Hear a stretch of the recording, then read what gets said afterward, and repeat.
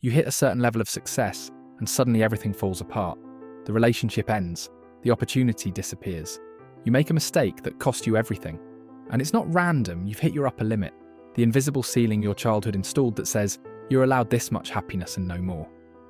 This belief isn't conscious, you didn't choose it, but it's running in the background of every decision you make, every risk you take, every moment of joy you allow yourself to feel. And the second you exceed it, your nervous system activates every available self-destruct mechanism to bring you back down to the level it thinks you deserve.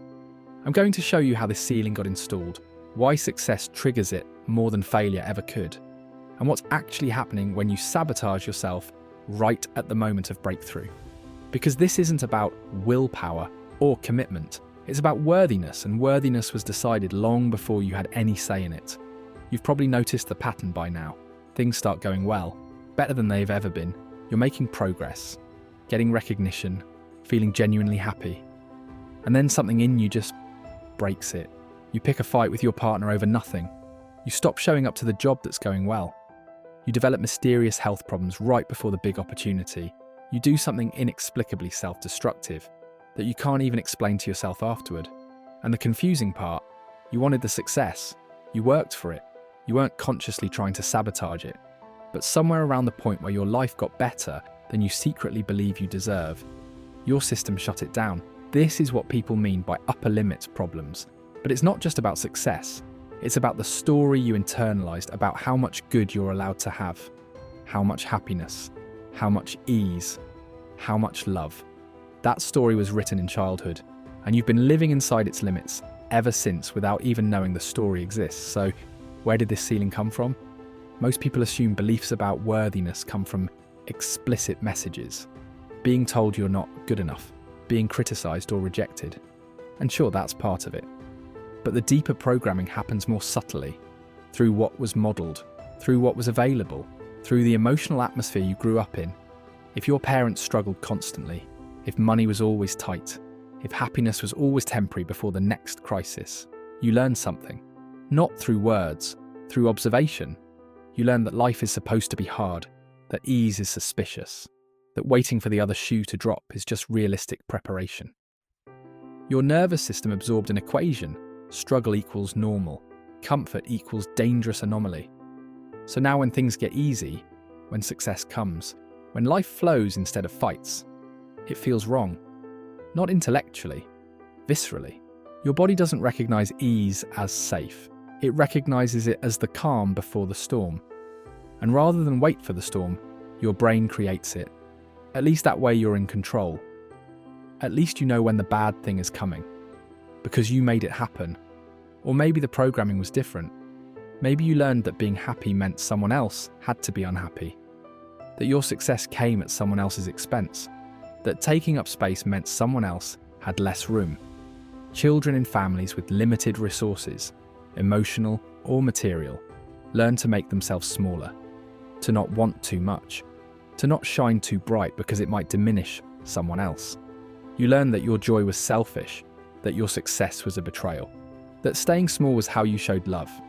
And now, as an adult, every time you succeed beyond what feels appropriate, guilt floods your system. Not logical guilt, primitive guilt. The kind that says, I'm taking something that doesn't belong to me, so you give it back. You sabotage. You return yourself to the level where you're not taking too much, where you're not being selfish by having what you want. Your upper limit isn't about capability, it's about permission. And you never got permission to have more than what was modeled as acceptable. But there's another version of this that's even more painful. Some of you learned that you didn't deserve good things because of who you are fundamentally, not because of what you did, because of your inherent value, or lack of it.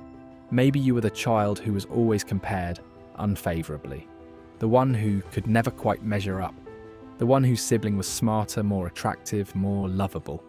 And the message sank in deep. Other people deserve good things. You don't. Or maybe you were blamed for things that weren't your fault, made responsible for adult problems, treated as if your existence was a burden. And you internalized it. You learned that you're the problem, that bad things happen around you because of you. This creates a different kind of upper limit, one where success doesn't just feel wrong, it feels like a mistake. like a clerical error, like you somehow slipped through and got something you weren't supposed to have, and your brain can't tolerate the cognitive dissonance. This good thing can't belong to you because good things don't belong to people like you. So you correct the error. You create the failure that realigns reality with your core belief about your worth. You're not afraid of success. You're afraid you don't deserve it. And that fear is so unbearable that sabotage feels like relief. And then there's what happens in your body when you cross this invisible line. You get the promotion. The relationship becomes serious. The money comes through. The dream starts manifesting. And suddenly you feel anxious. Not excited. Anxious. Your chest tightens. Your sleep disrupts.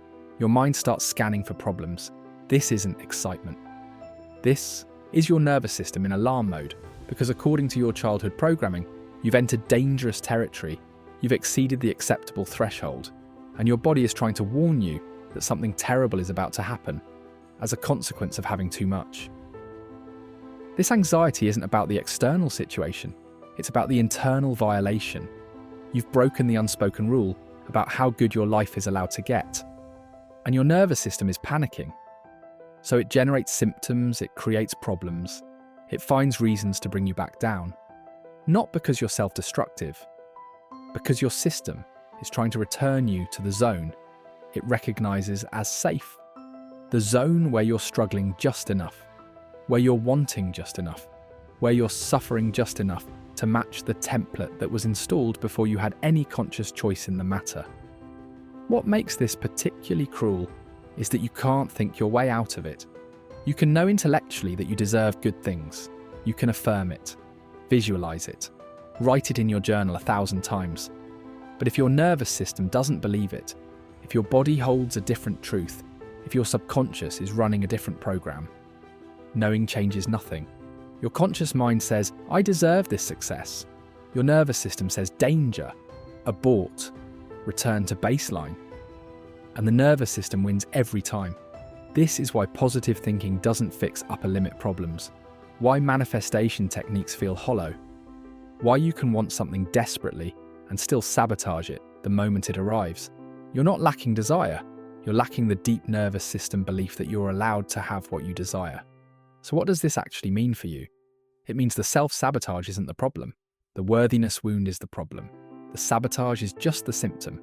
You can try to stop sabotaging through willpower, through commitment, through promises to yourself. But until you address the underlying belief about how much good you're allowed to have, the pattern will keep repeating. Different circumstances, same ceiling, same crash when you hit it. The first step is recognizing when you've crossed your upper limit. When the anxiety spikes not because something's wrong, but because something's too right. When you start creating problems not because they exist, but because their absence feels intolerable. That awareness alone starts to create distance between the belief and your identity. You can start to see, oh, this isn't accurate information about reality. This is old programming activating. Then comes the harder part. Building tolerance for good things. For ease, for success. For happiness that lasts longer than you were taught was safe. This means consciously staying in positive experiences, even when your body wants to create an exit. Noticing the impulse to sabotage and choosing differently. Not once. Not perfectly, but consistently. Enough that your nervous system starts updating its data. You're teaching your body that success doesn't lead to punishment, that happiness doesn't require payment, that you can have good things and nothing terrible happens as a consequence. This is slow work. The programming is deep. But every time you notice the upper limit, activating and consciously choose not to sabotage, you raise it slightly. You expand the zone of what your system recognizes as safe. You're not trying to eliminate the ceiling. You're gradually lifting it, inch by inch, success by success, proof by proof that you can have more than what childhood taught you was your maximum allowable amount. And eventually, the amount of good you can tolerate matches the amount of good that's actually available to you. Eventually, your worthiness belief catches up to your capability. Eventually, success stops triggering self-destruction. But it starts with seeing the pattern, with recognizing that the sabotage isn't random, that it has a logic, a purpose, a childhood origin. You're not broken. You're loyal. Loyal to the limits you learned. Loyal to the ceiling you were given.